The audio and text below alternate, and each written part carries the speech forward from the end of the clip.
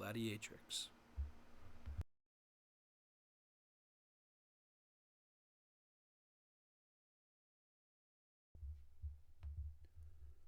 When it comes to what is known about gladiatrices, one tends to run into problems almost immediately. The word gladiatrix wasn't even invented until the 19th century, and not much is really known about the extent of their participation.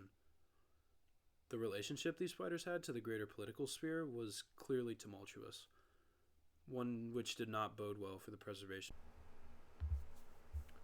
Due to the vocabulary used to describe these women, it's fairly clear that many of them came from lower class backgrounds. Although there were occasionally women from the upper echelons of society who would choose to join a gladiator school, but this would totally change their reputation. Although once you joined one of these schools, you commanded the same amount of respect as any other fighter. Many foreign soldiers were also brought in as prisoners of war for some far-off conflict or possibly criminals. If any of these people happened to be a particularly skilled female warrior, they could be a spectacle for the games. These competitions were less a means of showing strength and more as a way to settle a massive population. Just in Rome, for reference, there were 1 to 2 million residents around the turn of the modern era.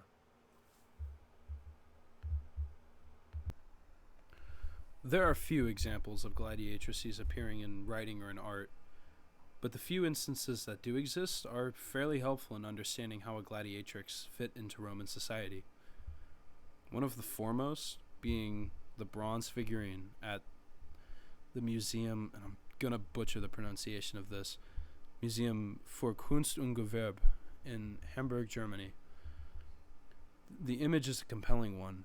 A woman holding either, and I say either because there's some debate over this, a strigil, which was a cleaning implement, or a sika, a short curved blade used by Thracian gladiators. The problem with it being a strigil is the pose. She simply is not holding it like a strigil. The pose she is in is similar to other gladiatorial images, which are depicted holding their weapons above their heads, but after they've defeated an opponent. On the other hand, there are more direct examples of female combatants. Take, for example, the store crest of a ludus in Rome. A ludus is a gladiatorial school. The carving depicts two gladiatrices facing one another, posed in combat. While this image appearing on a ludus is quite rare, it is still a depiction of two female gladiators.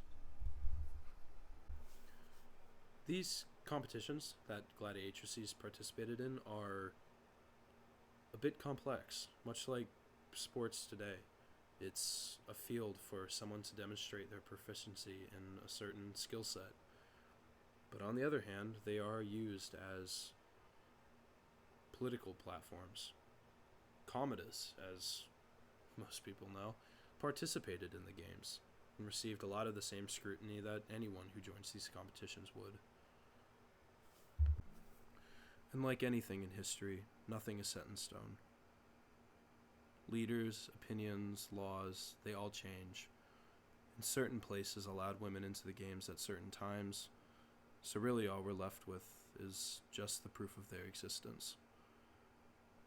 Left with a few carved faces and the knowledge that they were there. This is the ancient library.